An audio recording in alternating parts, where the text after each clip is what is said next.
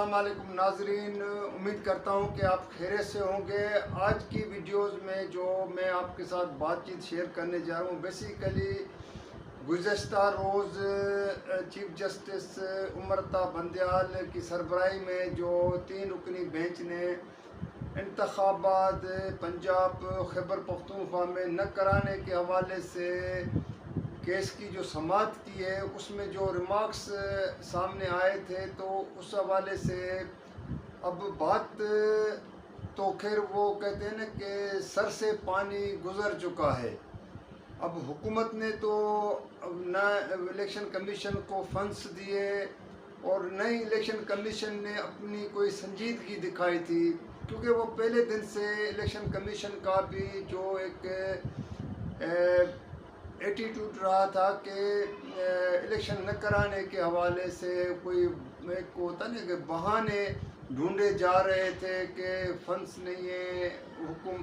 पंजाब हुकूमत हो, खैबर पख्तूनख्वा हुकूमतें हो, निगरान वो डेट तारीखें देने को तैयार नहीं थी। फिर वफाक ने फंड्स देना छोड़ दिया, सिक्योरिटी के मामले में बहुत से चीज़ें अब आ गए। आज जो मैं आपसे बातचीत जो करने जा रहा हूँ, बेसिकली चीफ जस्टिस उमरता बंदयाल ने यहाँ तक कह दिया है कि हमें अगर कोई कुर्बानी देनी पड़ी तो हम वो भी देंगे। अब यहाँ पे सवाल पैदा होता है कि चीफ जस्टिस उमरता बंदयाल को इस तरह की बात करने की ज़रूरत क्यों पेश आ रही है, किस बात की कुर्बानी। आप एक आला अदलिया के चीफ जस्टिस हैं और आपके सामने एक आइन पड़ा हुआ है, आपको जो आइन कह रहा है, आपकी 19 साल जज की हैसियत से गुजरी है, तब नीचे से आप आए हैं,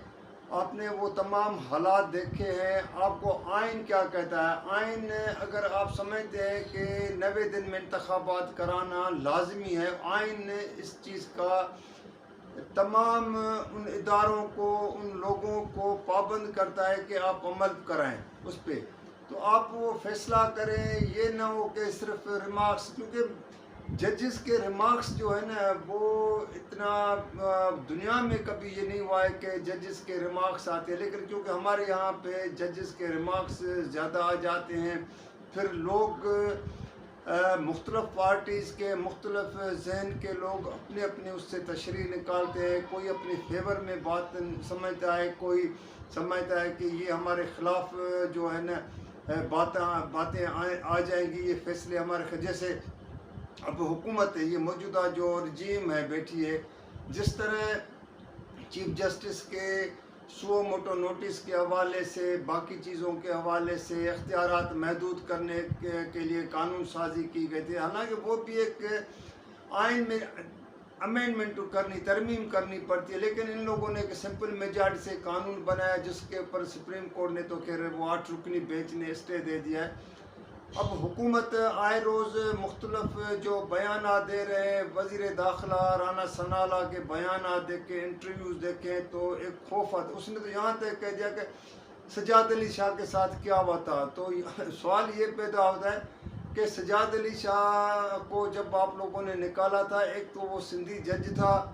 और दूसरा आप वहाँ पे उस वक्त नवाज शरीफ वज़ीर आज़म थे, किस तरह साजिशें हुई थी, किस तरह रफ़ीक तारड़ को इस्तेमाल किया गया था, ब्रीफ केस भर के दिए थे। अब वो चीज़ें वो नहीं है कि किसी जजेस को वो एक अलग बात है कि तासर जा रहा है कि जी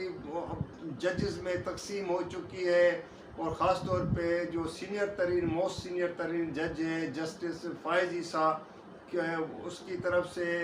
पहले पार्लियामेंट के इजलास में शरीक होना, वहाँ पे जो जजेस के अदलिया के बारे में ज़बान इस्तेमाल की गई थी तो वो खामोश रहे थे। फिर चीफ जस्टिस ने जो ईद मिलन पार्टी दी थी तो उसमें शरीक नहीं होना, मतलब क्योंकि ज़ाहिर मार्केट में तो ये चीज़ें जो है ना फिर डिस्कस होती हैं, जब इस तरह के कोई चीज़ें जब सामने आती हैं तो फिर लोगों को भी बात करने का एक मौका मिलता है, सियासी पार्टियों को भी जो है एक मौका होता है कि वो किस तरह की वो बातें करते हैं। तो दोस्तों, मैं पहले आगे जाके आपसे ये बात करूंगा, लेकिन एक बहुत बड़े शायर हैं गुलजार, اس کی ایک بہت نظم ہے جس کا میں مختصر وہ ہے کہ سب پوری تو میں نظم وہ نہیں پڑھوں گا، لیکن اس کا مختصر یہ ہے کہ سب کو معلوم ہے بہار کی ہوا قاتل ہے، سب کو معلوم ہے بہار کی ہوا قاتل ہے، یوں ہی قاتل سے اجلنے کی ضرورت کیا ہے۔ اب وہ یہ جو اس کا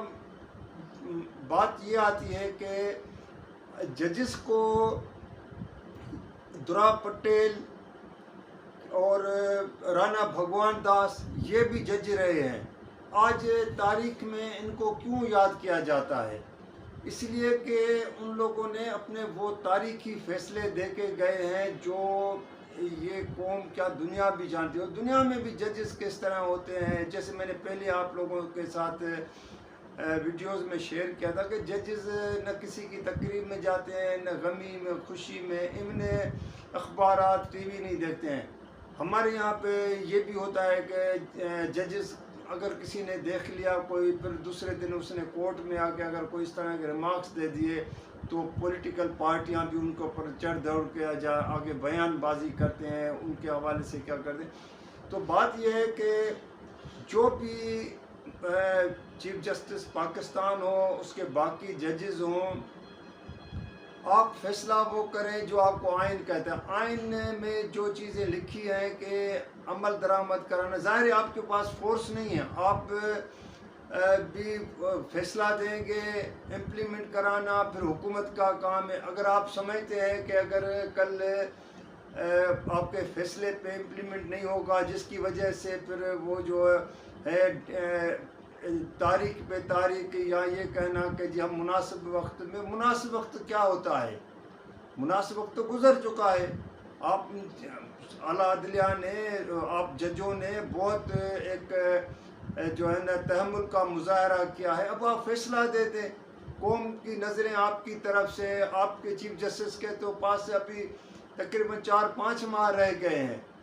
آپ اپنا ایک تاریخ میں نام لکھوا کے جائیں، آپ اپنے ضمیر کے مطابق، اپنے ذہن کے مطابق، اپنے دل کے مطابق آپ فیصلہ کریں، آپ کے ساتھی ججز فیصلہ کریں کہ جو آپ کو آئین کہتا ہے۔ آئین سے باہر کوئی چیز نہیں ہے، آئین سے بالاتر کوئی ادارہ نہیں ہے، کوئی شخص نہیں ہے۔ آئین پہ اگر کل کوئی عمل نہیں کرتا ہے، فیصلوں پہ عمل نہیں کرتا ہے، تو یہ ان کے اوپر ایک داغ تاریخ رہ جائے گا۔ یہ نہیں ہے کہ قوم، عوام کسی کو معاف کر دے گا، بھول جائے گا۔ نواز شریف نے جب سپریم کورٹ پہ حملہ کیا تھا، اس کے کارکنوں نے جس طرح چیف جسٹس سجاد علی شاہ کو نکالا تھا، تو آج تک وہ کسی سے بھولے ہوئے نہیں ہیں۔ چاہے وہ رجیم، سب کی پارٹیاں اب وہ کٹھے بیٹھی ہیں، اب وہ ان کو ذہنوں میں تو ہو رہا ہوگا، ضمیر تو انسان کو ملامت کرتا ہے کہ ہاں میں نے فلاں وقت میں فلاں جگہ پہ یہ کام جو کیا تھا غلط کیا تھا۔ آپ اپنی تاریخ بنا کے جائیں، یہ سوچیں کہ کل، کیونکہ آپ کے فیصلے سے ایک پارٹی خوش ہوگی، دوسری پارٹی ناراض ہوگی۔ ظاہر ہے یہ ایک ہمیشہ ایک روایت رہی ہے کہ جب بھی عدلیہ کے فیصلے کوئی نچلی سطح سے ہوں، اوپر تک جو بھی جتنے فیصلے آئے ہوں، لوگ اس سے کوئی خوش نہیں ہوتا ہے۔ ذوالفقار علی بھٹو کا ایک زمانہ تھا کہ یہ جو آج بھٹو صاحب کی تعریفیں کرتے ہیں، اس وقت جو جس طرح ڈکٹیٹر کے کہنے پہ ضیاء کے جو مارشل لا تھی اور اس کو ایک جھوٹے مقدمے میں پھانسی پہ لٹکایا گیا، تو اس وقت بھی لوگوں نے مٹھائیاں بانٹی تھی، لیکن وہی مخالفین آج وہ غلطی بھی مانتے ہیں اور کہتے ہیں کہ یہ جوڈیشل مرڈر تھا، بھٹو کو قتل، بے گناہ قتل کیا گیا تھا، یہ عدالت کا غلط فیصلہ تھا، تو ان ججز کو بھی کوئی اچھا نہیں سمجھتے۔ لیکن جن لوگوں نے مٹھائیاں بانٹی تھی آج وہ پشیمان ہیں، آج وہ مانتے ہیں کہ یہ غلط ہوا ہے۔ تو بات یہ ہے کہ آج اگر کوئی سپریم کورٹ کے فیصلے پہ کوئی عمل نہیں کرے گا تو پھر آگے جا کے اس کو بھی پچھتانا پڑے گا کہ ہمیں اس عدلیہ کے فیصلے پہ عمل کرنا چاہیے تھا، کیونکہ ملک ہے تو یہ عدلیہ بھی ہوگی، آئین بھی ہوگا، سیاست بھی ہوگی، حکمرانی بھی ہوگی۔ اگر عدلیہ کے فیصلوں پہ عمل نہیں ہوتا ہے تو پھر اعلیٰ عدلیہ کے فیصلوں پہ